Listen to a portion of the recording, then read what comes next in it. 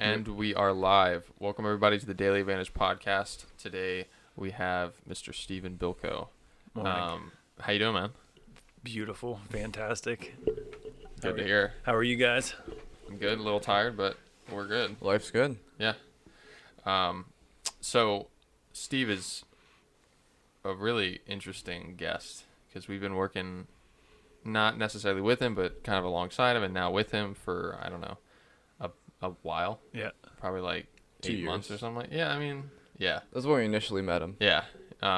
So Steve is actually Logan's uncle. So that's how we kind of got connected. Yeah.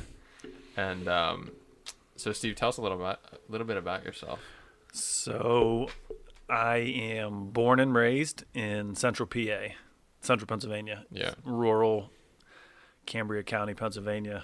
Tiny little small town, Patton, Pennsylvania. And I am the proud son of Ann and Dan Bilko, 2 public school teachers, the youngest of 7 kids. I'm number Wow. 7 out of 7. So I have 4 older brothers, 2 older sisters, and just grew up in a small town, went to Penn State, proud Penn State graduate, and then like a bunch of people from central PA, just moved to Northern Virginia and kind of started my life down there and did a bunch of stuff in Northern Virginia, small businesses. I was a public school teacher for 3 years in Northern Virginia, and then worked with a bunch of other small businesses before my wife and I took the plunge and started our own business in 2016 called Exercise Simple. And that's that's how we got connected. Yep. Because Exercise Simple, I'll let you explain it, but it's built around exercise, and we are now working alongside you guys on the video content, stuff like that. Proud partners. Yeah. Yes, sir. So tell us about Exercise Simple. So Exercise Simple is the culmination of having coached thousands of people for a decade plus in the personal training space, in the group training space, big box change gyms, coaching people in their basements, and realizing that there's this huge need for normal, realistic, authentic exercise for the vast majority of folks. So in 2016, literally 2 days after Mary and I had our second baby, we took the plunge and took a huge leap of faith forward and kind of put our money where our mouth was and started our own thing. And Exercise Simple from that point was really trying to find some business partners and some funding to make what is now our live beta platform. We have a live app on the App Store, on both app stores, called Exercise Simple. And it's 30-minute equipment-free workouts for normal people. We filmed it in our home. We've been downloaded thousands and thousands of times. We have teammates in 72 different countries right now, which I think is the coolest darn thing in the world. Yeah, that's awesome. And every single day I get to wake up and connect with people all over the world who just want to be happier and healthier and stronger. And so, the good Lord put me on this earth to help people. And, I'm super, super proud and excited that that's pretty I get to do every day. So, how long did you have the idea for Exercise Simple before you started it in 2016? Yeah, when did that spark start? That years. That spark. One of the small businesses that I was working with, I was their director of business development, and I had a lot of relationships with Fortune 500 companies, and so we can track this back to 2012, 2013. Okay. Literally being in the headquarters of a Fortune 500 company and being in one of it's like a surreal movie moment. You're in these high rises and huge conference room overlooking everything. And, I remember them saying, what can you do for they have 90,000 worldwide employees, right? Like, how can you help all of them? And, the teacher in me, the coach in me was like, technology. We can come up with a way to use technology and come up with something super, super cool yet super, super simple. Like the book that I was reading at the time was the Steve Jobs book, and the quote is, "Simplicity is the ultimate sophistication." And so, since 2012, 2013, my wife and I have been just really, really just drilling down on how can we make something really, really awesome and yet really, really simple. So we actually started the branding and the logo work with a creative team in Northern Virginia, I think in 2012, 2013. So that would be what, 3 years before we even started the actual, let's go out and try to make a business. We definitely, something was there. yeah, the groundwork was years in the making. Wow. So I mean that's kind of the key of it. That's simple. That's like, I mean, from what we've been working on, like from a marketing standpoint, I think that's like the kicker, is that it really is like, I mean, as soon as you open the app, you're greeted with like a, what's up? Here's the workout. And it's like personal connection too. You can Yeah. automatically see that because you're automatically greeted by like, a message from Coach Steve. Right. That was that was our biggest thing in terms of making the user experience, was all of these apps and platforms, whether it's in the exercise space or not. It's like as soon as you download them, they want your email address or your credit card or something. Yeah. And our obstacle as a coach and as someone who just wants to help people is eliminate all of the barriers to get people into the help that they're looking for, right? Someone downloads your product, they're in the app store looking for help. And the last thing that I want to do is scare them off by trying to say, give me your information. Yeah. And so no different than whenever I was coaching in a health club. If I saw you or you in the health club, I'd come up and say, hey, just hop in, join the group with us. I wouldn't say, Gavin, Logan, what's your credit card number? Yeah. Like here, sign up here. And so that's what we did, is we built everything so that we could have people in a very welcoming way come into the team. From install, download to actually being in their first workout is less than a minute. And so that was one thing that we really, really, really tried to spend a lot of time on, making sure that we streamline that user process, and that if people can exercise anonymously, which is super, super cool, that they don't have to give up their information. They don't have to make a profile. They don't have to provide an email address, and they can always show up and exercise Do with the us. exercises. Yep. That's So interesting. what's the process of building the app, if you can speak Yeah. more to that? That's How's something that I'm been? interested in. And how long has it taken? The technology port Yeah. was, for me, this was one of the ones that I am the non-technical You're just tech the literal- co-founder, right? yeah. Like, so this is one of these things of having this vision and then trying to go out and literally find people to fill in the gaps. And so in 2017, in the fall, this time around 2017, we got commitment from our partners for a sizable amount of money, and we needed to go out and find technical partners. And we were working with a group, and I would whiteboard everything for them, and Yeah. I would show them what the streamline was, and they just weren't clicking. It was a lot of whiteboards. It was a Yeah. lot of brain dumps, and it was a lot of trying to get people to understand how streamlined I wanted it. And the team that we were working with just wasn't getting it. Frankly, it just wasn't making a lot of sense for them. And so, interestingly enough, like in November of 2017, I just put out on Facebook, hey, do I know anybody that builds apps? Mary and I have a huge following on Facebook. Yeah. Even before this, do I know anybody that builds apps or mobile applications, mobile platforms? And one of my friends from high school, I mean, someone I grew up with, that my family used to vacation with, and we go camping together. His wife Kristen messaged me, and she's like, "This is what Andy does." And Andy Ivory is a partner and a founder in Raleigh, North Carolina, in the Research Triangle. And I'm like, no way. He was a big time guy at IBM, spun it off, went and started his own shop. And so I'm like, Kristen, give me his mobile. And so to answer your question a little more fully, Andy and I had an hour call in, it was December 1st of 2017.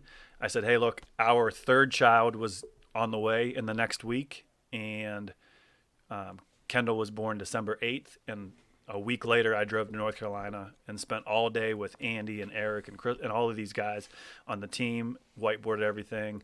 And so from that moment, from December of 2017, and then it took about a year until we were actually fully approved, through the App Store process. And Yeah. It was having a remote team in North Carolina. It was a lot of Skype calls and a lot of phone calls, because obviously I couldn't go down there all the time. So it was a good portion of a year to get idea to what they call is your MVP, your minimal viable product, to actually to get it to the marketplace.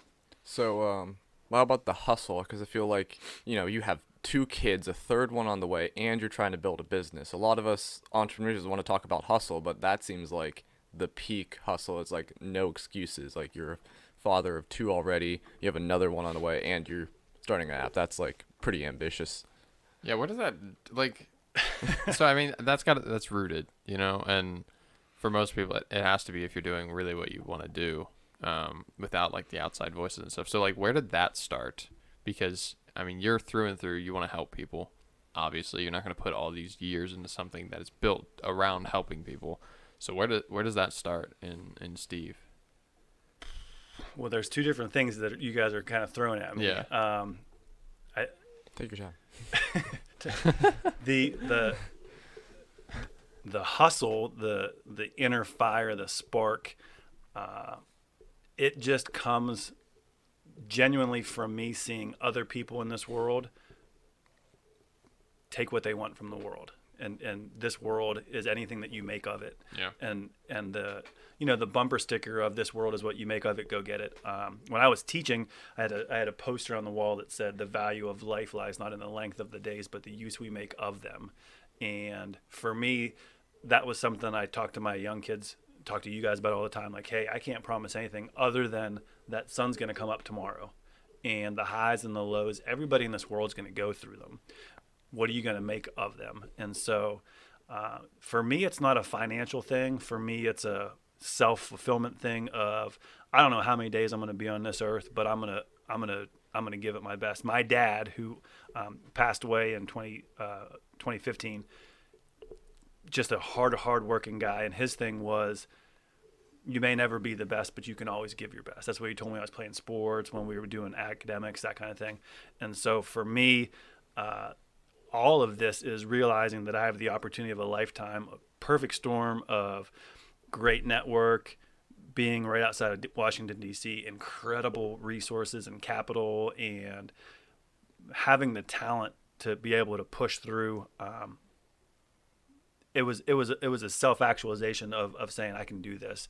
And, the crazy leap of faith is looking kind of what Logan said. My wife, who, God love her. I mean, she's married to this crazy guy with these crazy dreams. Yeah. And she's the most supportive person in the world.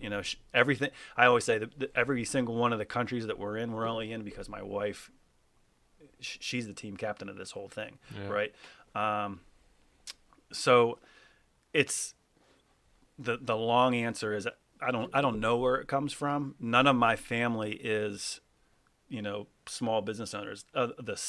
My six siblings, they're all like regular W-2 employees, yeah. which is fine and dandy. They've created 6 different ultra successful paths in this world. And for me, it was looking at my siblings and being like, man, they're super successful at X, Y, and Z. Imagine I can take their life experiences and go, where I want to go. So the long non-answer answer.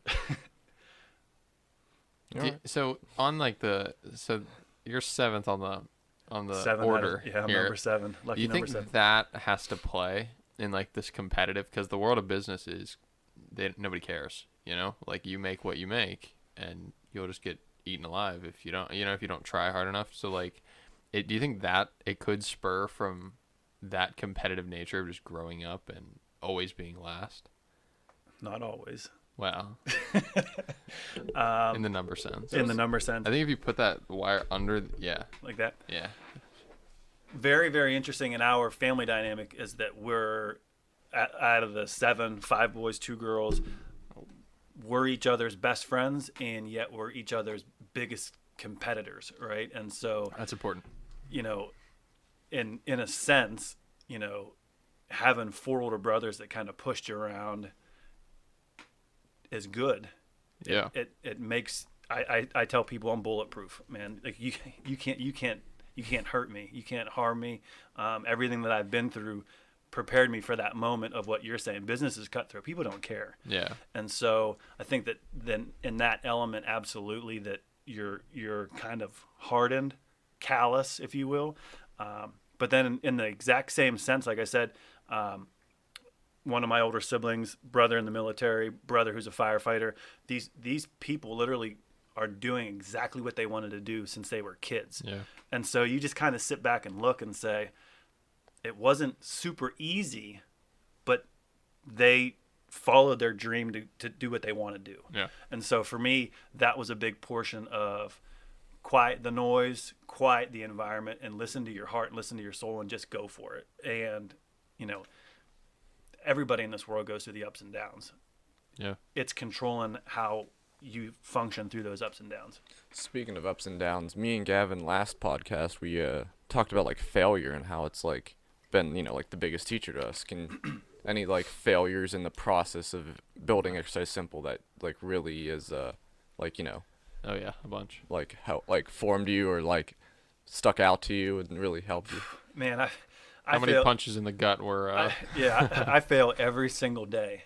I mean, and that's like one of those things that the cool marketing aspect of Michael Jordan says, you know, I have failed and failed and failed again, and that is why I succeed. And it looks great on a poster. Yeah. But like the vast majority of folks in this world, they don't want to buy into that concept of like, no, you're truly failing on the daily. And I can't tell you how many times we've sent pitch decks out, how many times we've had coffees at Starbucks with potential investors, potential partners, and they just ghost you, right? And the people that actually invested the biggest amount of money in our startup was a former student and his dad. And they live in a townhome in Northern Virginia, right? And I'm like on the hustle for this network that I have of a guy who built a $10 million mansion, who's got an indoor basketball court, and I'm like, hey, you know, can I get some startup money? And the guy with the mansion you can't get money from, but the people that live in the townhouse, they wrote you a bigger check than you could ever believe. So that constant failure of just trying, that's one of the lessons from being in a big family, that we weren't rich by any stretch. My dad was a public school teacher, and he had, you know, 9 people in the house to feed. Yeah. And so there were a lot of times that I wanted a new pair of shoes, and I'd go to my mom and be like, hey, can I get some new kicks? And she'd be like, ask your dad. And I'm like, I don't want to ask my dad. And my mom's like, what's the worst he's going to do? Tell you no? And like that stuck with me of like, if I just ask 1,000 people for $1 million for startup money, what's the worst they're going to do is tell me no? But that one person guy that says yes. who says yes, Takes one yes. All of a sudden changes the. all of a sudden you have 7 digits in your bank account, and then you're going after what you're doing. So there's definitely been a lot of failures of potential relationships or partnerships or investors, but it's one of those things that you fail fast and then you just move forward. Yeah. And I'm sure you learn a lot through like, because when last time we were down, we were talking about like this investing or this like funding marathon that you're running right now. Yeah. And like, I think the one thing that's super interesting is that I'm sure you could go out and get your money tomorrow if you lowered your standards. And is like, does that come into play? Like, have you had instances, obviously not using names, but like, I'm sure you've had instances where you reach out to a person, that person has X amount of money, but they also want, you know, like more of the company, or then they want to, you know, then you get into like sticky situations. Like, have you had to say no to like a lot of money because of a situation like that? This time last year, from September to November of last year, I think I shared with you guys. Yeah. I thought we We were talked about it, I thought we yeah. were pretty good slam dunk of having a 7-figure investment. Yeah. And we had family vacation that happened over Thanksgiving, but they still wanted to chat. So it was literally like the Wednesday before Thanksgiving. We're on family vacation, and I'm like, I'll take the meeting. We'll do a video call. I'll do it from the car while my kids are on vacation. So we did it. And at that moment with this group, things started getting A little gray. squirrely, right? Yeah. Like what you're saying, the asks started getting a little bit bigger and pushing a little more. And so I had to take a step back. Mary and I kind of quick conferenced, and then I reached out to 3 or 4 folks who had never been in the process, and I just said, hey, can I steal you for 30 minutes? And can I just tell you, these people may be bringing this much money to the table, but they want this, and this. Yeah. And the people that were completely unattached to the situation, they're like, run. just run. Yeah. And so that was definitely a big failure. That was definitely a big learning lesson of there's some people out there that are just here to take advantage of you, and they may get you that $1 million, but they don't have your best interest in mind. Yeah. And so that definitely has been for us a part of the process that we were like very, very choosy about who we let into the circle. Yeah, and I mean, and that'll add years to your, your journey. Yeah. But at the end of the day, that'll also, the longevity and like the successes that you'll find, I think will definitely outweigh that kind of, those like divots that you go through. Like, so Gary Vee talks about the short-term hustle, long-term patience. Yep. And that's got to be like, put that on a t-shirt and put your face on it. It's like, every day, I don't know if you did it today, but every day is when you're on Instagram and stuff on Exercise Simple, you always see you're out running in the morning or you're doing your workouts with your kids in the back. So like, honestly, I just got to commend you because that's pretty remarkable that, how old are you now? 39. Wow. Almost the big. Wow. I thought your 30th birthday was like yesterday. True. No, I'm something like that. Age for me, age is a number though. Yeah, That's what you make of it. yeah, for sure. I'm stronger and healthier and everything than I Than was. a lot of people. Yeah, yeah. Than the vast majority of people. Yeah, yeah. And so, honestly, it's just a commend. Like, that's crazy I appreciate that. that you're doing all this stuff, and I think it definitely speaks to people. So my process is Monday through Friday. I'm a robot, Okay. pure robot. Yeah. And it used to be up in the 4:30 to 5 a.m. Monday through Friday. Since COVID, I've had to bump it to 4 as my wake up. Yeah. Especially with kids, like we have 3 kids at home doing this homeschool, COVID, distance learning. For like the past 6 months. And so we're on day 196, I think, something like that. And so I had to bump it up even earlier to like 4 a.m. hour. And the things that I just put out Monday through Friday, every single day, I just put it. I say, like, this is what I tell my kids. Like, I have a 2, a 4, and a 6-year-old, and I say, you got to ace it. Attitude, consistency, effort. You just got to ace it every day. Attitude, consistency, effort, they're all free. Yeah. Those are the things that are going to separate the vast majority of us. And so I get up, exercise. I'm normally done with my exercise before like 5:15. There are some mornings that I'm still coaching people. But for the most part, it's get up and get all of my super creative productivity stuff done so that we can be the best dad.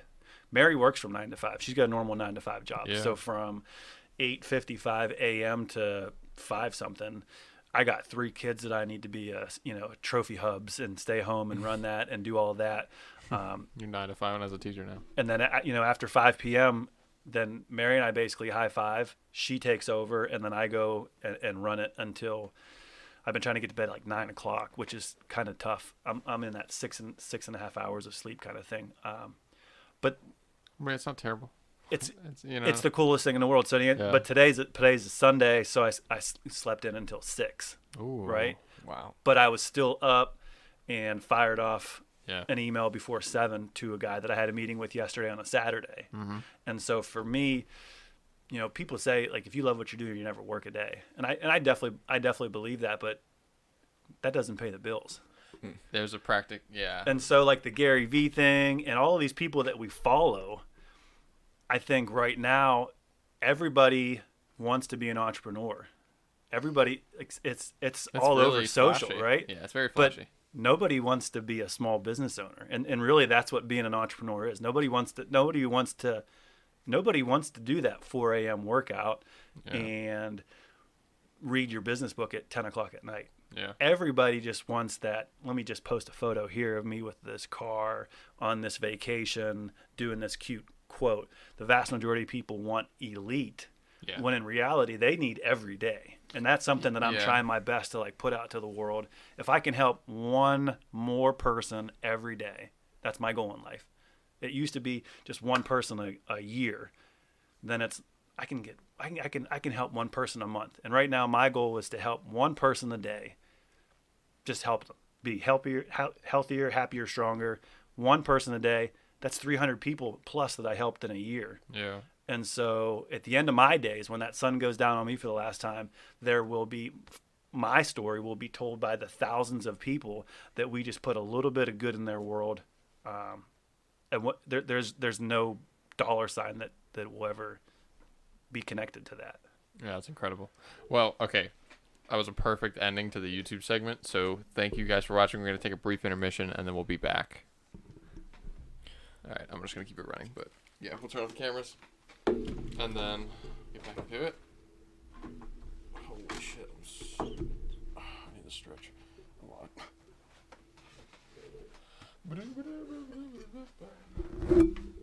You guys sound so much different with this in my ear. Oh, wow, there's a good amount of people watching.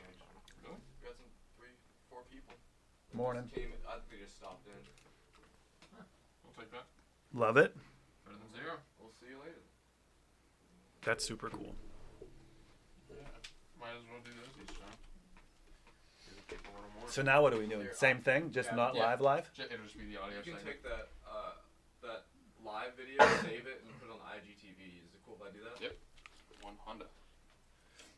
Yeah, so then it's just literally just in the actual audio. Because we try to do as much content around it as we can. So does everybody sound like so much more? You just sound better because you just, I mean, I don't know. You sound different, but I think everyone you guys sound more trebly, less bassy. really? That's how when I hear myself talk, I think that my voice is so much deeper here, and your voice is so much deeper. Really? And when I do this, I'm like, oh, it sounds so much higher. It might be. And I've heard myself speak on camera thousands of times. Yeah. This is like a whole different audio sense. A whole different realm. Whole different audio sense. Yeah, I don't know. It might be because you're not like, well, that's probably a question for, what are you doing over there, champ? Oh, the IGTV. Yeah, post the My description. bad. Water. This stuff is like water on steroids. I don't know what it's called. We could have given them a shout out, but it's like put 2 packs of this powdery stuff, Yeah. and it's like Gatorade, but not Gatorade. So like does it have a lot of sugar in it? no, it super hydrates you without sugar. And this one's Yeah. orange, and it's like Fire. love it, love it. All right. You guys want to talk marketing? Yeah. Shit. I think we fucked it up. Fucked what up? We definitely fucked it up. Because it's sideways. What's wrong with Who it? cares? They can turn their phone. It's like a YouTube video. Yeah, That's what whatever. Gary Vee always says right after his Still intro, out and then there. goes, "Turn your phone." You guys notice that Yeah. recently? We gotta do I this. don't- yeah. Anyway, All right. Back. everybody good? Back. Yeah. All right, and we're back. Stephen Bilko here on the podcast. So we were just talking about just your kind of, really your purpose in life. And I mean, our brand is built, the Daily Advantage is built around doing something every day. And you're definitely the epitome of that. But what lessons, because you're a father of 3 now, family man, really. I see that all the time from being with you guys down at your place. Like, that's what I see. But I mean, the messages that you're instilling on your kids, I think it's really easy for parents to say, this is what I did, this is how much I made, this is what you should do. How do you make sure, or just like, how do you approach that from like a parenting aspect? Because you're doing all this stuff, your kids obviously see you're working all the time you guys are always out on walks, on runs, whatever. Like the active lifestyle is like, your family. So like, how does that balance with, this is like this is part of like your whole life's goal, and then where does that line go where it's like, all right, you guys can do, you know what I'm trying to get at? Yeah.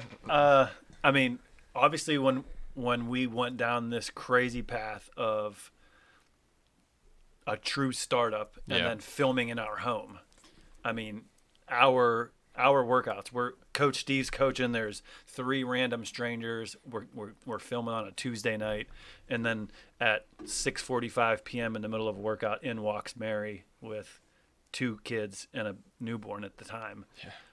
We were very intentional about opening our home to people and saying, the law of very large numbers says there's tens of millions of people just like us that we kind of think that we figured out this happy, healthy thing. So here's what we're doing. Take it, run with it. The intentionality about that with our kids at the time, I said to our investors just last night, when we started filming, when we started building the platform out, 3 kids, all 3 and under. That's the snapshot of like, whoa. Yeah. And the line in our pitch deck is, it says something to the tune of, at a time in our family's story that we were the busiest, we tasked ourselves with doing something extraordinarily crazy, right? And we did it. And so for me, a lot of it is exactly how people see me on camera is the same authenticity as that my kids get, that we take time every single day to be intentional and teach and coach and love. For me, life is about living, learning, loving. And so those are the things that you guys have spent enough time with us, the people on social see us, that my kids, my goal is to just help them in the American dream take one step further than what I got. For me, that's what the American dream is that my parents' got them to college. My parents got, and so to keep elevating that family status one more step is the American dream. And so, with the kids, a lot of my parenting is, I'll talk to especially Henry, the 6-year-old. He's super inquisitive, and I will say, here's what I loved about my dad or my parents, and here's what I didn't like growing up. And I would say that, as the youngest of 7, sometimes my dad didn't tell me why, and it drove me bonkers. Like, that was one thing that, like, and in retrospect as the adult, maybe he just didn't have the time to do so. He had 6 other kids running around. Yeah. The whole idea of, like, because I said so really, really hurt me as a kid. And so I said to my son, Henry, I said, look, I'm going to try my best to tell you why, the whys. And sometimes you may not like the answer, but I'm going to stop and explain the whys a little bit better than what my dad did. And so it's being very, very intentional and loving and learning, but, being real in the process. Yeah, I did want to say with Exercise Simple, it is like extremely authentic, and it's not like a facade that you're putting on this like happy family. Like, it's raw. You didn't like cut out Mary coming in or Henry or Alex jumping up trying to like get you to hold them while you're trying to teach a workout. It's just none of that's staged, and it's just really cool to see in like an app like that. Also, even when you initially open the app, like when you download it off the app store, the first thing you see is like you're opening your door. You're actually opening your home to the whoever downloads it, to the audience and whatever. Yeah, for the people who don't know, like, well, if you check out the app, Exercise Simple, all the workouts are done in Steve's home, right in his living room. It's like living room / gym, and it's like what 2, 3, 4 people, Yep. and then you're just personal training them through like this 30-minute workout. I So mean, that's what we're talking about. Yeah, we literally said when we were building the app, and again, this is like being real with the tech team, because tech guys, they can build anything that you want them to build. Yeah. You just have to give them the vision. And I said, look, every single app in this world, whenever you hit it, it's like the same process. Install, and then you get to it, and it's open. And it's just so generic and vanilla. And I'm like, it has to be like this. They have to hit install, and then they have to walk in my front door. And like, that was a very difficult thing for like the tech team to grasp, for the video team to grasp, of like, no, I literally want them to walk in my front door. And so like doing that kind of stuff. And then with the workouts in our home, I mean, that's the vast majority of people. Yeah, and it speaks to your demographic. I mean, everybody needs exercise to some, you don't have to be a CrossFit athlete to be healthy and happy, but everybody needs to be active, and that's just really what it is. I mean, like, I know your exercises typically is running and then basic pretty much calisthenics, I guess is what you would call it, right? So my process on my individual level is I'm going to exercise 5 days a week. That's my goal. The basis of Exercise Simple is, for years and years, people would say to me, "Hey, you're a personal trainer. What should I do?" And I would sit there, at a party or with a cocktail in my hand or a cookie, and I'd say, "Yeah, just exercise more days than not." And they're like, "What does that mean?" And for me, it hurts my heart that here we are, advanced in society, that we can send people to the moon, but like people don't even know what exercise is. And so it was, well, hey, look, if you just did push-ups and squats, like I call them prison workouts. When I was personal training, I would always joke to people like, "How do you think I got super fit?" Because I was always in, I've never been to prison, but like, that was the thing, that like you could do push-ups, squats, burpees, sit-ups, Superman, five movements, and like you'd be super crazy strong. And so for me, there's 5 days in a week. I'm going to try to do 2 days worth of cardiovascular something, usually a long run with Mary pre-COVID or by myself COVID, a treadmill walk where I listen to a podcast. 2 days a week, I'm going to try to do some sort of like exercise, simple-ish, whether it be just body weight movements or sometimes I do lift weights. And then the 5th day is like a wild card day. Like it's going to be yoga or stretching, or if people see me, like now I've been doing crazy like park workouts where I'm doing crazy amount of pull-ups while my kids are like on the swings. And so I'm not trying to be Superman, but fact of the matter is I'm Superman. And that's like one of the things that, I don't know how many days I'm going to be on this earth, but I'm going to be pretty damn strong and healthy and happy about it. Yeah. That's awesome. I think happy is, that's kind of what we talk about here with all of our guests. The majority, pretty much everybody we've had on so far, including us, we try to do what we love. And that's kind of the end all be goal. Is that kind of how it was for you? Because I know you were a teacher.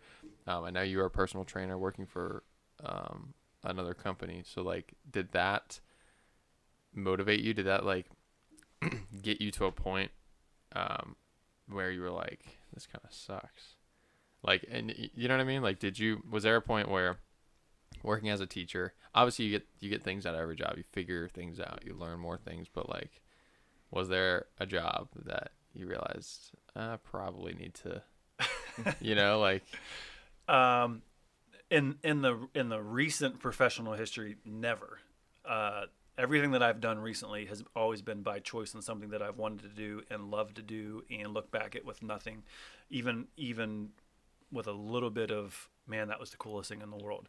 Literally, the only time that I really had a job that was a job, straight out of college, one of my brothers got me a job. We ran swimming pool companies, and like for me, that was god awful terrible. And that was something that like I did that for less than a year straight out of college. Yeah. And hashtag, it was a great job and it paid me well, but I'd never wanted to be that guy. And so they offered me a great promotion to like, hey, we're going to open up a new office and you're going to run the office and we'll get you a company truck and yada, yada, yada.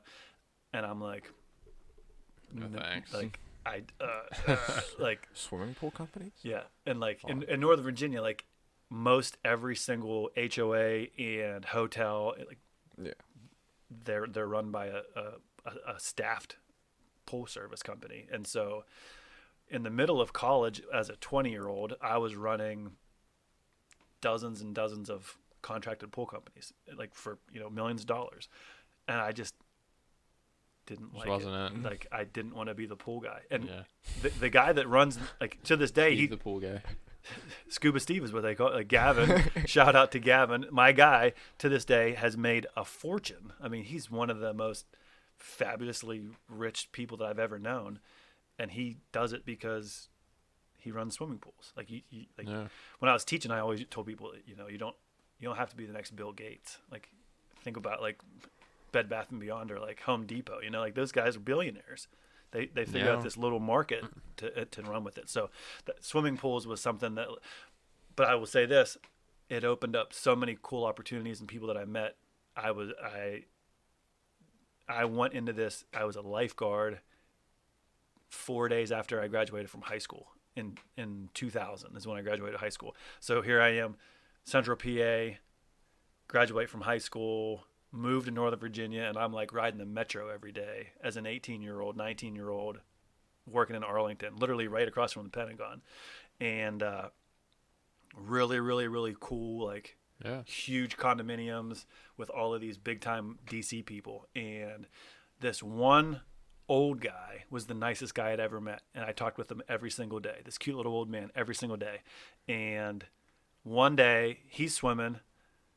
I'm looking at the front page of the USA Today, and his picture is on the front page of the USA Today. And I'm like double check, triple. I'm like, and it ended up being a Supreme Court justice.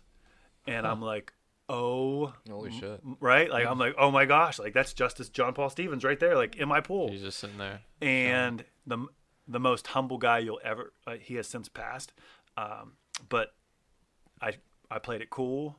We were cool the rest of the summer, and then when I was going back to Penn State, I said, hey, I just wanted, I kind of pieced together who you were, and I wanted to say that like it's been a pleasure and honor, and that experience taught me more. You have all of these super important rich people that act very pompously, and here's this like the most important guy, and he would sit there and talk to me all day and ask questions and be inquisitive and talk to me about like growing up in Central PA. And one of the most famous people in the world, important people in the world, took the time to talk to an 18-year-old. And so in college I got an opportunity to write a paper on him. And so I had his home address because I was his lifeguard, and I wrote him a note and said, hey, Justice Stevens, I'm going to write a paper on you. Is there anything that, are there any cases that stick out or any like part of your life? And he mails me a legit awesome packet from the Justice Stevens of the Supreme Court to my home address. My mom's like, she calls me at college, you got something here from the Supreme Court? And I'm like, whoa, handwritten letter from, Justice Stevens, to this day, one of my prized possessions. That's awesome. Super, super You cool. met the president too, right? I have met, I met the president in. How did that happen? I was invited. This is an apolitical part of the conversation. This was President Trump it would have been August of 2018. And so one of the nonprofits that I work with was doing like a thank you event for like all of the people that participate, And so the guy that was hosting it is a member at Trump National Golf Club, which is, right down the street from where we live. Yeah. And so we were just there for brunch at the golf course, having a brunch with everybody to say thanks for all the work that you guys have been doing. And then the guy that organized it looks at me and says, hey, do you want to meet the boss? And I'm like, yeah, sure. Like I'm happy to meet anybody. And he's like, no, like the boss. And I'm like, oh, and then like Secret Service starts showing up, and I'm like, oh, the boss. This is happening. Right? That's the thing. And then like Secret Service really starts showing up, and then like the place is on lockdown, and you're just sitting there like, whoa. And then they come out and they're like, so if anybody wants to meet the president, you're going to go through the wanding and all of this stuff. He's going to golf today. So he's going to walk out through here. If you guys want to meet him, you got to go through the security. If you're not going to meet him, just sit here and don't move. And I'm like, well, shoot, yeah, like You might as well. Doesn't matter who the president is. Yes, I'd like to meet him. And so, wand me down and line me up. And there were some folks taking photos with him, and he was gracious and super, super sweet. And he said to the group of us, he's like, hey, why don't we just get a big group photo? And so I'm like, absolutely. And so ended up walking into the group photo, and then I'm like, man, I'm literally 2 feet. I'm in the photo line. I'm the guy behind the president, and I'm like, I just can't let this moment pass without introducing myself. You know what I mean? Might as well. So Yeah. I said, Mr. Carpe President, and he turned around and I shook his hand. I said, my name's Stephen Bilko. It's it's an honor to meet you, kind of thing. And got photo taken. Got to sit in the presidential golf cart and do all of this super, super cool stuff. So, like I said, doesn't matter who the president would have been or wouldn't have been. Oh, yeah.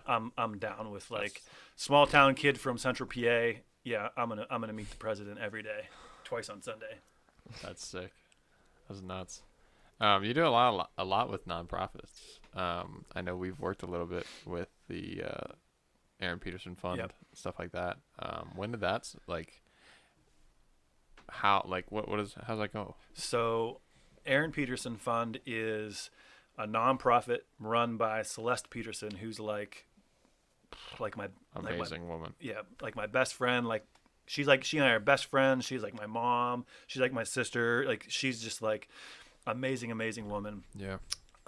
I met Celeste in 2016 whenever we put Exercise Simple on campus on her Fortune 500 Raytheon campus, and so her daughter, Erin, was murdered in the Virginia Tech shooting massacre in 2007, and so Celeste and Grafton, her husband, who has since passed, put together this nonprofit and want to put good in the world in the name of her daughter who was murdered. And so Celeste and I hit it off. She was, essentially a client who has turned into a family member, and we do a lot of work with her. They're doing a golf tournament, and we go into schools in the public school system in Northern Virginia and work hand in hand with freshmen up through seniors. And then the cool part is whenever they graduate high school and then they come back and they're, so we do a lot of it, and it's the coolest thing in the world. It's a huge time commitment, honestly, but these are things that like, you got to keep stretching yourself. You got to, if you get good at your priorities, then again, for me, it has nothing to do with how much money you have in your bank account at the end of the day. It's what impact you put in this world. And so one of the things my dad would always say is, anybody can be generous. Pure generosity is giving when you don't have a lot to give. And so, Mary and I don't have all of the money that we wish we did, or in this particular case, we don't have all of the time, right? To give someone of your time is a big deal. And so we try our best to strategically block out ways that we can, positively impact our community. And that to me is like what this whole thing's all about. That's pretty great. So we kind of always talk about this with some of like the more homey-ish guests. Oh boy. Any ghost stories? Ghost stories? Is that a new thing we're starting? We're starting it. Ghost stories? Yeah. Like, have you ever had... Wait, before we start ghost, I just want to say, as I've gotten older, I feel like time is way more valuable than money. If I could have an option between like, here's $100 or an extra hour in your day, I'd take an extra hour in my day. I feel like that's way more of a... I think it's important to learn that early. I was going to say, that's like, you've reached this sage wisdom part of life then, so congratulations. Congrats, old man. I'm an old soul. You're definitely an old soul, and I think for me, time is the number one commodity. Yeah. Right? You can always make more money. You cannot always make more time. Yeah, I think that's the thing that that's just like that's a with age thing. I think you're gonna find it out if you're, at our age, we haven't quite reached it, like this pinnacle of understanding that. But, it's like, that terrifies me to think that, like, I would hate to learn this at like 70, 75 years old, and you're like pretty much done. You don't have the longevity. You don't have the youth and like that energy. And the energy I see in you is nuts, because it's like us, you're hungry, if not hungrier than couple of crazy 18-year-old or 20-year-olds now, I guess. But yeah, fuck, jeez, you guys are getting old. I forgot. Yeah, I keep thinking I'm 18. Another thing with time, though, I can buy the extra hour of time. I have to get up early. I have to stay up later. But it's the opportunity cost of Yeah, I think the vast majority of people don't see the minutes. Like, I think that's the problem, because like the technology that we use every single day kind of shortens our days, in a sense. Like, it's super easy to look at your phone, and then you look at it 45 times a day, and then you look at it for a minute, and then you're losing like an hour. You know what I mean? It's crazy, though. Since I moved in, like, I used to be at like 9-11 hours a week on my phone, and now I just saw today that I'm down to like 3 hours on my phone a week. It's super efficient. Yeah. Some folks accuse me of being wildly too OCD-ish about time and efficiency. Yeah. Because it like, I'm trying quite literally every day to maximize every day, every minute that I'm awake. It definitely leads to burnout.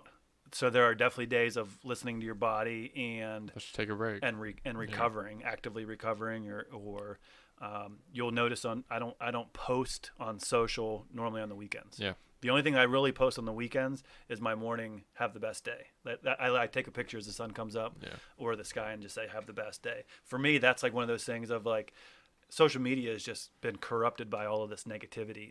And so like, let's just put a little bit more positivity out there. And there's somebody out there in our network that every single day they love that have the best day. So ghost stories, like personal ghost stories, UFOs, any like conspiracy. a creepy. something creepy. Is like, what's happened to you, Steve? What happened in Anything PA go town? bump in the dark? Oh man, this is one that like I super struggle with. You should have given me a heads up on this one to like That's why we at least concoct a story. I used to teach creative writing. I could have come up with something. We've really hit our niche. We're like a business ghost conspiracy podcast. we do everything. I don't have a lot of like legit Well, do you believe in that kind of stuff? ghost stories or encounters. Anything that sticks out in your life that you're like, what the hell? You can't explain. Just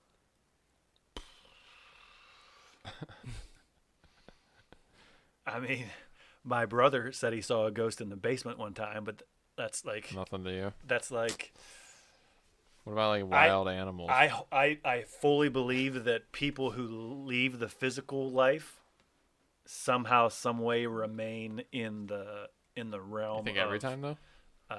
Not every time. I've been super jazzing lately with one of my guys, Dr. Krishna, who I talk about. You know, he's my guru in a lot of ways, and I'm his guru in a lot of ways. And he's Hindu, and they deal in different levels of being, and you know, the afterlife and different aspects of like some reincarnation kind of thing.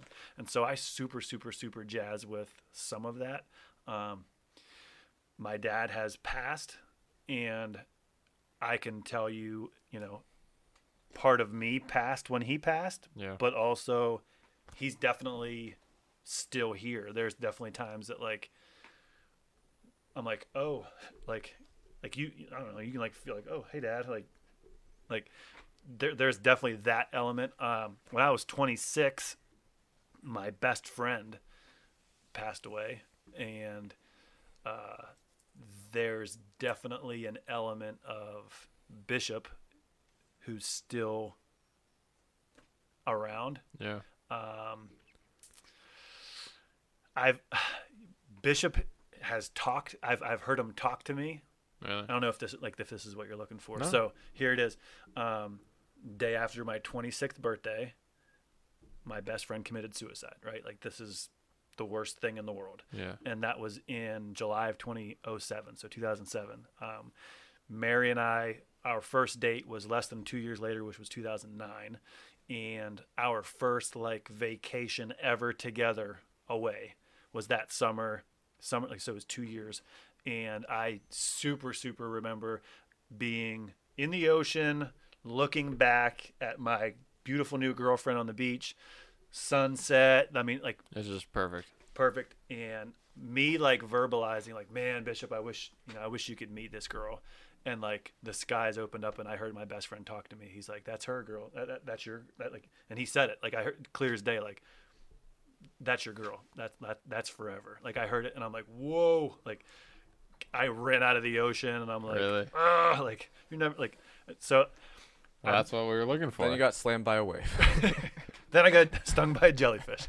No, I don't have like, That, I mean, that's something. What do you think? oh, that's It's real. I'm not calling bullshit on that. No. But like to you, that's like the real of the I real. can tell you 100% with, we talked about Celeste Peterson and Aaron Yeah. Peterson. I can tell you for 100% that Aaron Peterson has talked to me via the sky. Like I walked out of the building one day and there was like storm clouds everywhere. And there was this tiny little spot of like perfect blue sky. And I was like, and I said something, I verbalized something about like how much I'm like, you know, I just love Celeste or something. And she, like the world answered me back and was like, you're like, you know, my mom loves you so much. Like, and I'm like, whoa, like Just I'm like a feeling almost. standing in the parking lot, like, whoa. And then I literally pulled my phone out and like videoed it, like seeing if I could pick up something. But Wow. I definitely knew that people talked to me. Yeah. My dad's always around. I mean, that's one of those things that like, I don't wish it on anybody to have someone who you love and care for pass away, but Yeah. it's always there. I mean, you're always gonna feel them, and so I talked to the people that have passed so much, like driving here today. Yeah. Huh. That's pretty cool. No legit ghost stories though. So where you grew up, how rural are we talking? I mean, Cascade's pretty. I've invited you out there. It's pretty rural. Yeah. There's So driving here reminded me a lot of driving at home Okay. in Cambria County. So I was born and raised in Patton, Pennsylvania, but it's like a town. So I Yeah. kind of grew up like on Main Street. So not like I grew up on a farm in the middle of nowhere, but we're talking like my hometown, 2 stoplights. Like So kind of like Smithsburg, maybe. I don't know if you. Well, you've been- smaller than Smithsburg. Oh, it okay, feels smaller like. than Smithsburg. But now, like, so my freshman year in college, my parents moved to my mom's home, like where my mom grew up. So like we went from like living in a small town to like living on the outskirts of an even smaller town. Okay. So like from my mom's back porch right now in Carrolltown, PA, like we can shoot guns from the back porch and it's like completely fine, acceptable. Yeah. You know, like that's like there's a Beagle training club right there's a behind Beagle it. Club behind it. So like at my mom's house, there's the beverage fridge, right? There's the kitchen fridge and then there's the beverage fridge in the other room. And the beverage fridge, on top of it sits a .22 rifle, so that if you see a groundhog out in the backyard, you get the groundhog. You just take the right? shot. And so like that's like part of the cool Yeah. part to like going back to the country of like this kind of stuff doesn't fly in Northern Virginia. And so last time we're at home, you know, playing with the kids, there it is, morning coffee. I get it, get the groundhog, right? And then for me, the teacher, I'm like, Henry, Alex, let's go. And like we have a little like impromptu science class and gun safety class about like, you know, like here's what it means to fire a weapon and here's what happens whenever you hit something and here's what the organs look like and here's so like pretty rural, you know what I mean? Yeah. Out in the middle of nowhere, you can do whatever the heck you want to do. That's cool. Coolest thing in the world. Yeah. Yeah. That's kind of. So like. Any crazy stories growing up? I mean, all kinds of crazy. Six I mean, siblings. I mean, we grew up in the middle of nowhere. You could get away with doing pretty much anything. There's a A lot of stuff you haven't that'll be quite paid for. that'll be for the tell-all book. I'm gonna read it. No, for me, it's like the coolest thing in the world. Growing up at the time, my buddies and I always say this. Growing up in the middle of nowhere, you don't appreciate it as much as you do after you leave, and then you kind of come home to it, or Yeah, I'm sure. you know, that kind of thing. You know, my dad always wanted a home that he said that his boys could like pee on a tree, and so like that's where my parents lived. Like you like pull in their driveway, and if you wanted to take a leak and pee on the tree, like you could pee on the tree. And so now my son is kind of that little country boy that like in Northern Virginia, he's going to go ahead and pull his trunks down and pee on a tree. And I'm like, buddy, like, We don't do that here. right. This isn't Kansas You anymore. can't pee to that next to the tennis courts. Right. Like, and so like, there's that cool element of like, hey, can we go skinny dipping here? And I'm like, no, dude, like this, like we're like in Pleasantville. This Like is a park. Right. We can't go skinny dipping here. It's not Grammys anymore. So, I think that's pretty sweet. Like we take the quad out and ride out to the middle of the fields. The last time we were home, Mary and I had a date night where literally I just took her on a quad ride to the top of a hill and we sat there and watched the sunset for an hour. Yeah. Nobody around, you know, not Just, yeah. and like, you don't get moments like that in Northern Virginia, Oh yeah, for sure. in Is suburbia. that where you lost the drone? The Mavic? No, Oh, it was a different place. not the Mavic. A Mavic. Drew and Andy were with me. It was out by the dam.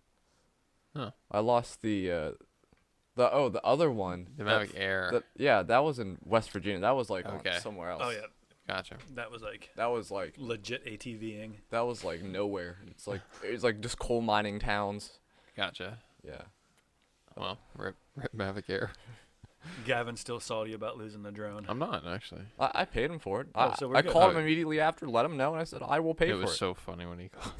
I was like in Um, hysteria. It was like You were like in shock. I was like in a car crash basically. You guys, And Gavin. then my dad's over there just laughing his ass off. I'm like, it's not fucking funny, Dad. It was pretty funny. I knew I had. It was like one of those moments in life. You're like, got a feeling. Got a feeling when I gave it to you.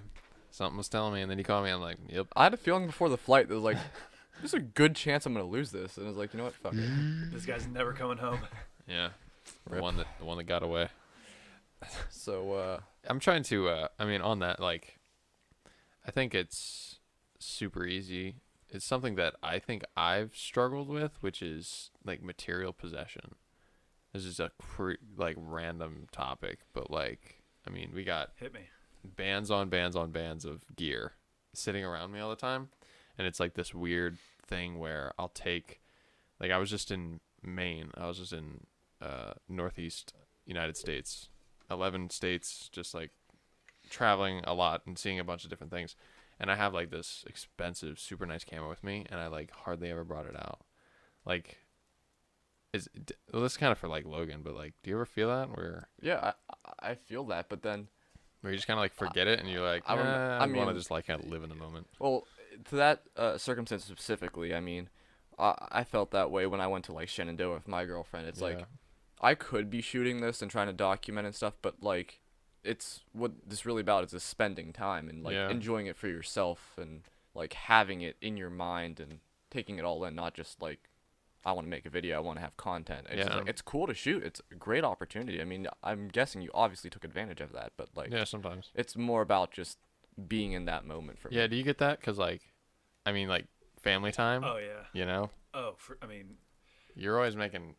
I mean, you're always on the content clock, kind of, but at the same time, you sometimes you just gotta clock for me, out like, and- my life philosophy is everything's a paradox. Yeah. It is something, but it's not. And so yin and yang. it's exactly it's the yin and the yang. And so balancing that, like, I always want to create Yeah. versus I always want to be present.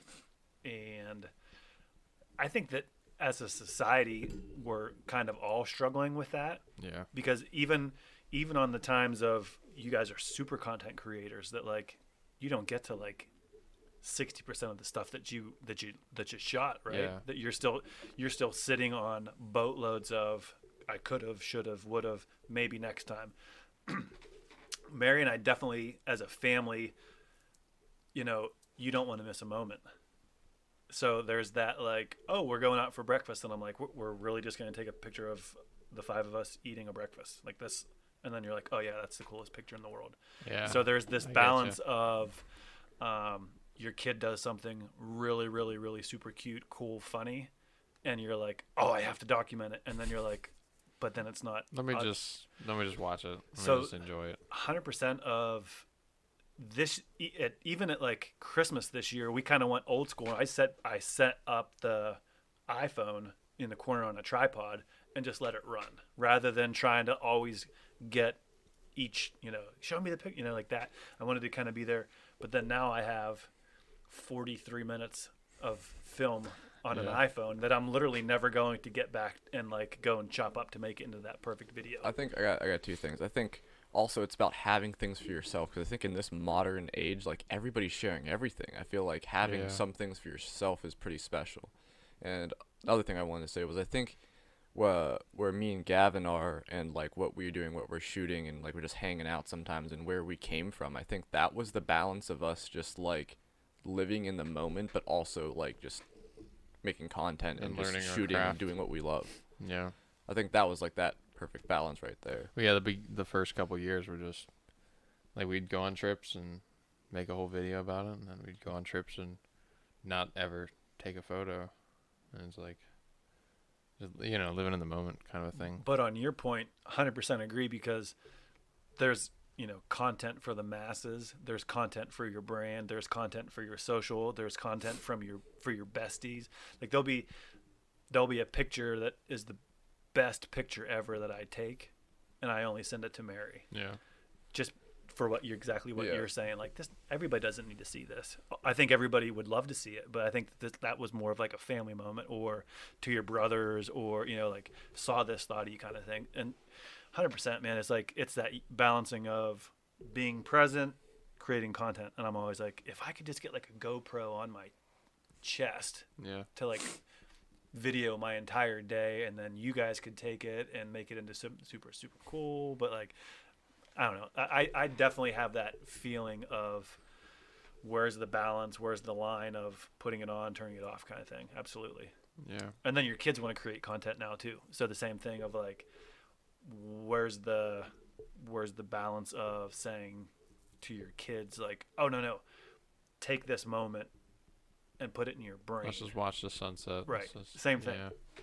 Remember the feeling. It's more of just the feeling of it rather than just like just watching it. It's just like taking it all, like you have like all your senses. You have touch, smells. Just take all that in, because the camera you can only see. Yeah, that happened to me yesterday. So I was in Niagara Falls on the U.S. side, and like I had the biggest flop of my life, because as I get to we stayed in New Hampshire, I realized I didn't have my battery charger for my camera. Oh, and my Black Magic, that's all I had. I had like a real running gun setup. That thing eats batteries in like 40 minutes or 30 minutes. So I'm like, okay. I had like 11 batteries or 12 batteries, but I'm like, shit. I have a week of a place I've never been before.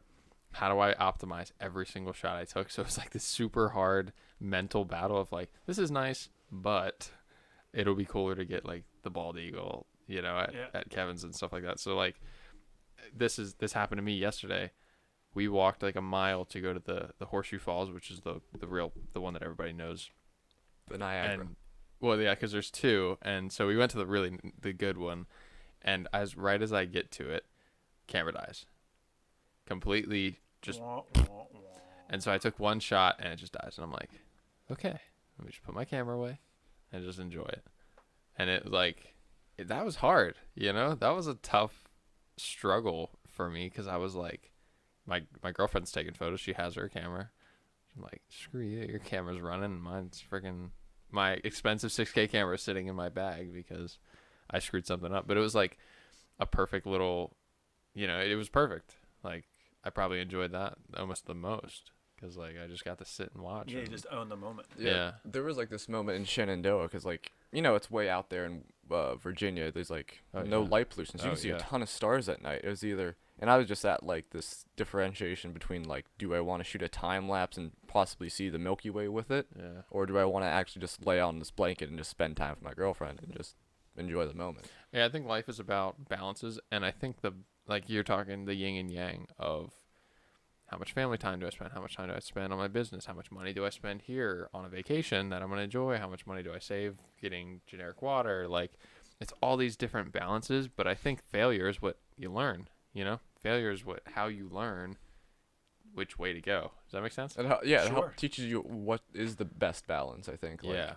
you may have allocated too much time for this instead of that, and you're not going to know if. So then my question, did you create content, or did you sit on the blanket with your girlfriend? Sat on the blanket.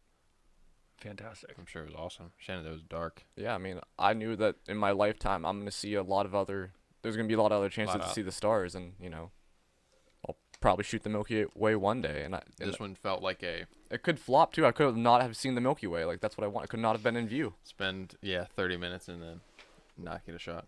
Yeah. I think you made a good call.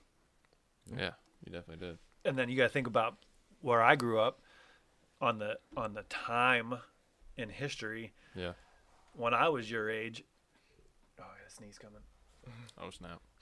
When I was your age, pictures were old school. Film.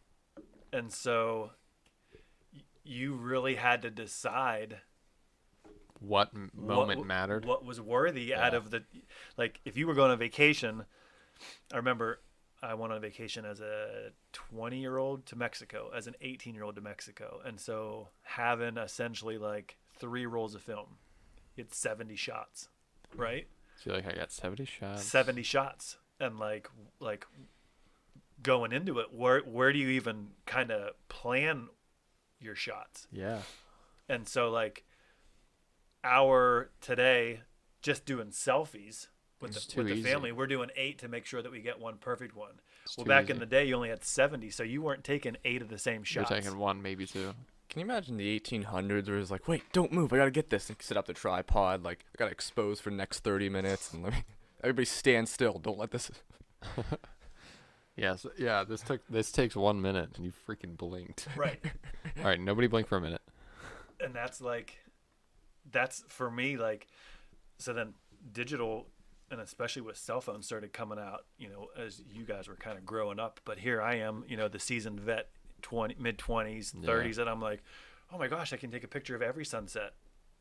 So then I have 16,000 photos of sunsets, which is great. But like, what are you gonna do with all of them? Yeah. So in that regard, on my phone, we have, how many photos do we have today? 5,251. That's of the recents. Jeez. And so my iCloud's jam packed, my Google Cloud's jam packed, my Amazon Cloud's jam packed. I wouldn't trade it for the world though. Yeah. That you get these little life moments of perfection, and then that's what fuels the fire for me in all of this is going for it.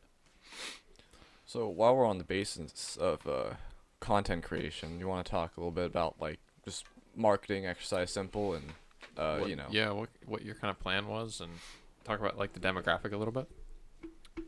Our primetime demo for our platform as it is today is Mary and I.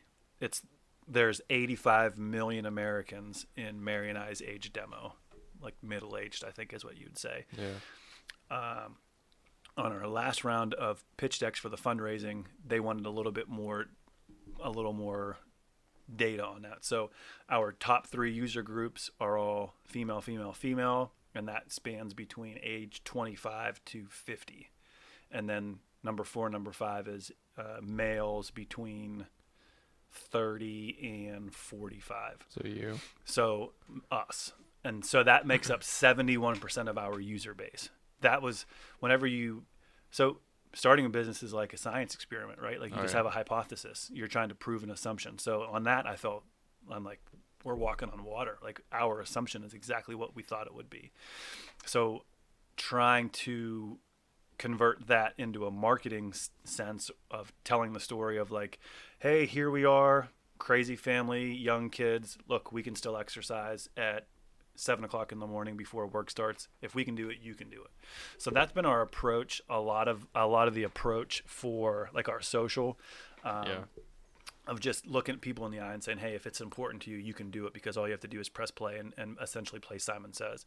Some of the things that we did a little bit more creatively, we had some more pop to them. Some of the stuff that people seem to really, really be engaged on is whenever you like throw out a milestone. That seems to be something that really resonates with people. People like to celebrate things. Yeah. So if you're like, congratulations to our whatever download, or, we just had our 72nd country.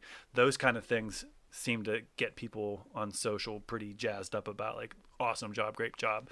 I think in our reality, a lot of our audience doesn't love my early morning workouts, to be real with you. Like I think that kind of maybe makes them feel bad, or I'm just trying to be real to be like, look, we got a busy day. I'm trying to be a great dad, great husband. Like I just got to get it done. Over the course of coaching people, I know that the vast majority of people that have long-term success, they have to do it first thing in the morning. So that's the message to the world of like, hey, if it matters to you, just get it over with, get it done with. People spend easily 4 to 5 minutes a day brushing their teeth, and they have teeth that can easily be replaced. They spend 5 minutes brushing their teeth every day, but they won't spend 30 minutes on a body that can't be replaced. Or even 10. Right? Just any time. And so we try to sprinkle in a little bit of motivational, a little bit of good quotes, a little bit of here's a great story. Things that really, really pop with social is sharing team stories of here's some of the users, that are completely unrelated to what we're doing. Here's Megan in Pittsburgh, who I've never ever met a day in my life, and here's her story. Those kind of things really seem to pop on social. if that's what you're asking. Yeah. What- And yeah, oh, go ahead. No, you go. Well, so I was gonna say it's cool being a part of that because as creators, we're targeting things to specific people, and I really enjoy seeing like when you talk about your like testimonials from because I mean you're in like 70 odd countries. Yeah. You got people all over the world doing that kind of connect with this one thing, but it seems like it's really a message. Like Exercise Simple is like the face of it, but it's really just one simple. It literally is just exercise. That's one of the things whenever we start really mass content producing. Yeah. Like for me, Exercise Simple isn't a brand or a business. It's a philosophy. Yeah. It's a community. Yeah, it's just and yeah. I think that it's a movement for people to really gravitate towards to say, man, like 30 minutes a day, 4 days a week is super, super doable, especially whenever they tell you exactly what to do. Just do it.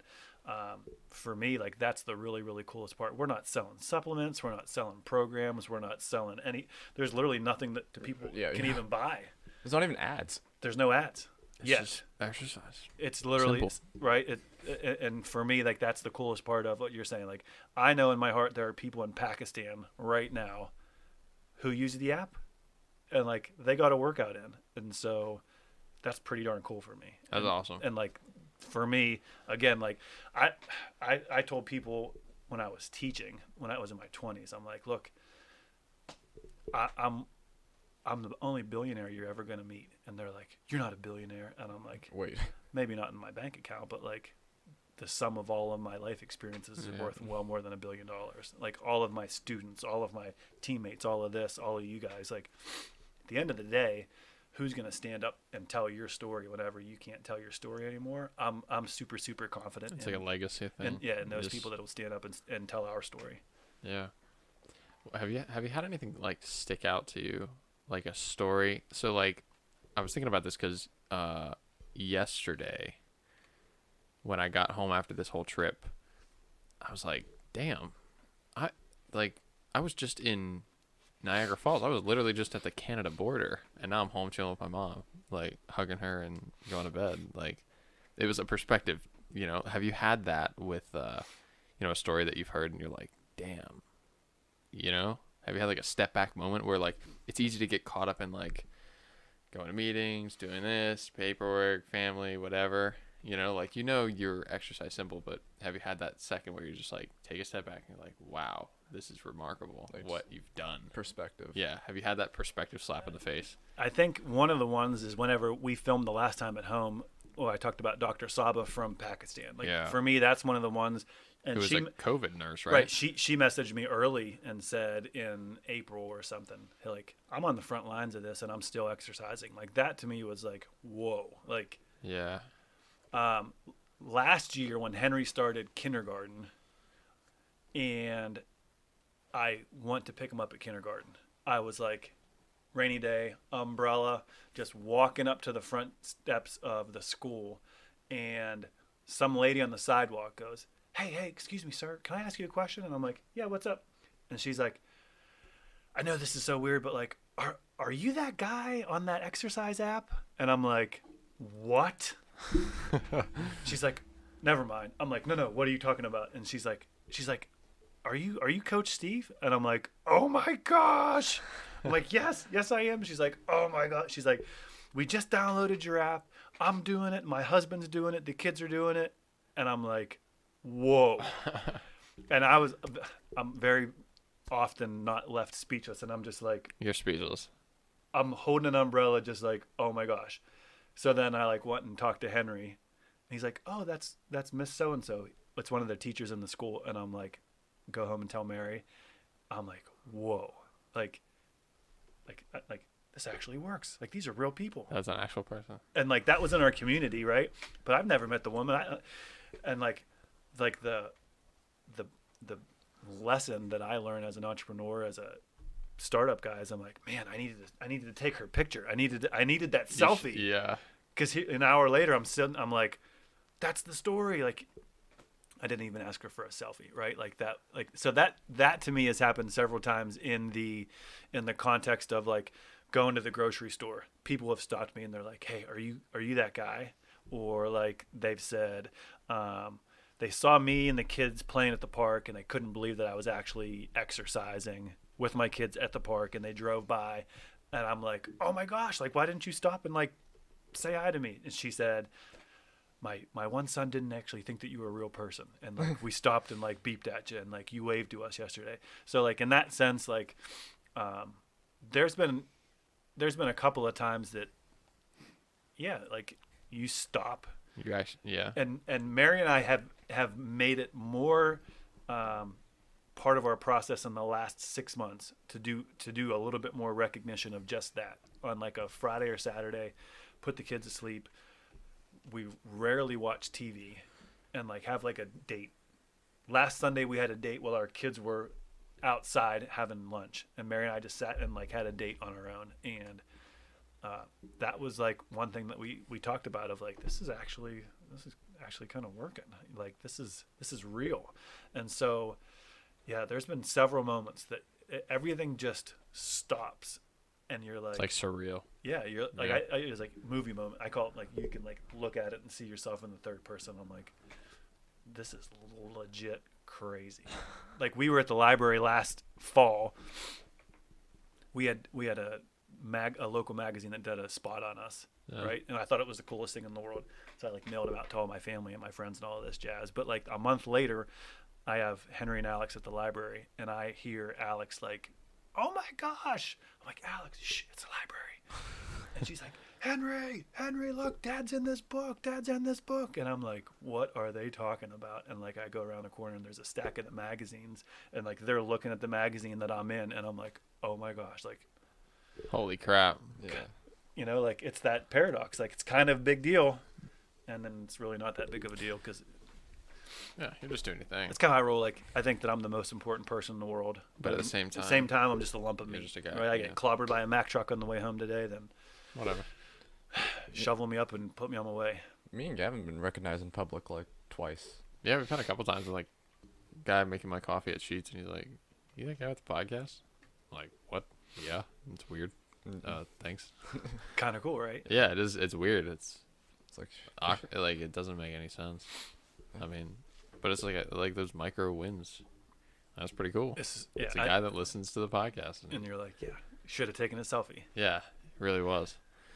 That's crazy. So, Logan, this is your question. yeah. What's your daily advantage? What's the one thing every day? Yeah. Just one. I mean, it could be multiple. I mean, we've hit about 20 of them in the podcast, but like, Just What's the main thing? if Steve, if you have your exercise logo on a shirt and it says Steve's Daily Advantage, what is it? man? What's the secret sauce The secret sauce to your life? being real. Love. I wake up every day excited for the opportunity that we have. Yeah. And as cheesy as it sounds, like I wake up every single day, put my feet on the ground, and put my hands up, like this is me sitting in bed, put my hands up to the sky, and I take a big deep breath, and I say a little prayer to start my day. It's my own prayer that I made up, and then go brush my teeth, and I go outside and I do that same thing with fresh air, as much fresh air as I can take in, and like my secret sauce is being aware and embracing where we are in this crazy planetary system. And once you can balance that, like that's the paradox for me. You are everything. You are everything in this world, and yet you're nothing at all.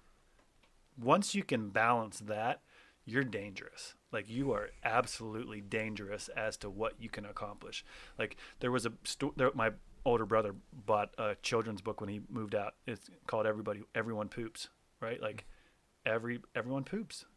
Like once you can humble yourself to realize that we're all the same, you're dangerous about what you're actually capable of doing. And so for me, it's that complete awareness of I got 24 hours to make something really, really, really special. Yep. And yet I got 24 hours that I got to be aware of me first, being healthy, being a great husband, being a great dad, being a great friend. Once you line up your priorities, then everything becomes very, very easy, because I went through those first 4 things. Like sports didn't come into it. Politics didn't come into it. My bank account didn't come into it. So at the end of the day, when I put my head on the pillow, like, I'm not stressing about how much money's in my bank, because that's not even my priority. I'm not stressing about who the president is or isn't, or who runs the school board or doesn't run the school board, or heck, and as a crazy sports fan, like, I don't even know who won the football game last week. It's so unimportant to me. So my secret sauce: priorities, being aware of where you are in historical context of, we're here in America. No one's ever had this opportunity like we do to make whatever it is that you want to do. And so for me, I guess, context, perspective, that's not the answer, but No, there's 6 answers. Yeah. I got what you were saying out of that. Yeah. Well, that's pretty awesome. I look forward to. That's unique. Like, we haven't had that one. Yeah, That's a good one. I like it. Well, this has been awesome, man.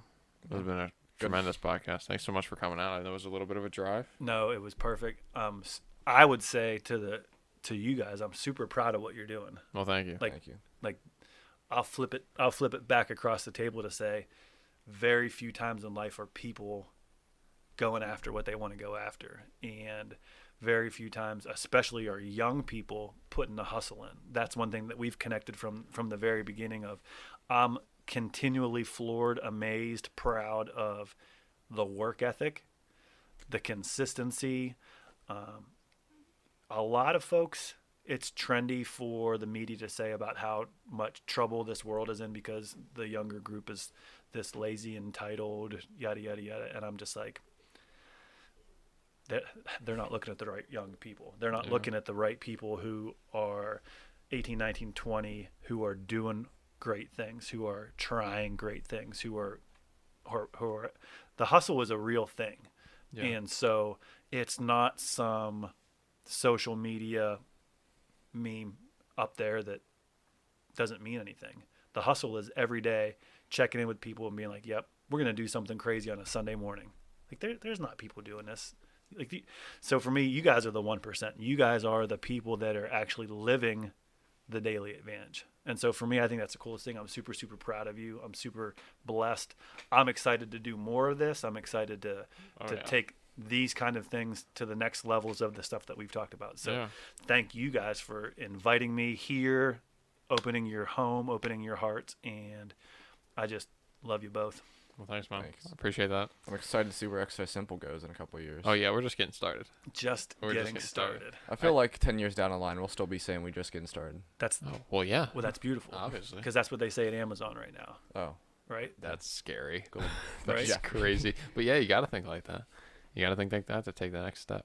I just want to say it's funny because, like, I think we met after the Ritz-Carlton job, right? And that was like one of our first jobs ever. And I was like, how long ago was that? I think it was 2 years ago. You were a little shaky too. Told you like, hey, my uncle has a place over here. Yeah, I was. Well, who wouldn't be? I mean, we're like, all right, whatever. But we were so tired, and that was like, that's crazy. Yeah. 2 years ago, we're like, that was like one of the first jobs ever that we worked together. Yeah. And then we come and we meet you, and then all of a sudden, I'm telling you, that's what this whole thing's about. Yeah. Well, thanks so much. Where can we find you? What are you on? I mean, everything. Everything. But App Store. Shout yourself out here. I'm the guy that says, look, we're on the app stores. Exercise Simple. It'll pop right up. You'll see my beautiful face. Social media, Exercise Simple. Every social media. I'm the guy that says, hey, my personal mobile phone, 703-965-7265. Like, if there's anything I can do to help, call me, text me. Let's set up a chat, a Zoom. There's so many people in this world that are looking for help to get healthier, happier, stronger. And so for me, putting good in this world and trying to help people, text me, call me, email me, find me on social, download the app. We can literally video message that way back and forth. We just want to help people, and that's what we're put on this earth to do. So that's what we're going to do. Well, thank you, Steve. I appreciate you being on the podcast. And thanks, everybody, for listening. And, this has been awesome, man. Thanks so much. We'll get you. we'll get you on the board. And Episode 12. yeah, thanks so much, man. Appreciate it. See you in the next one. See you Much later, love. everybody.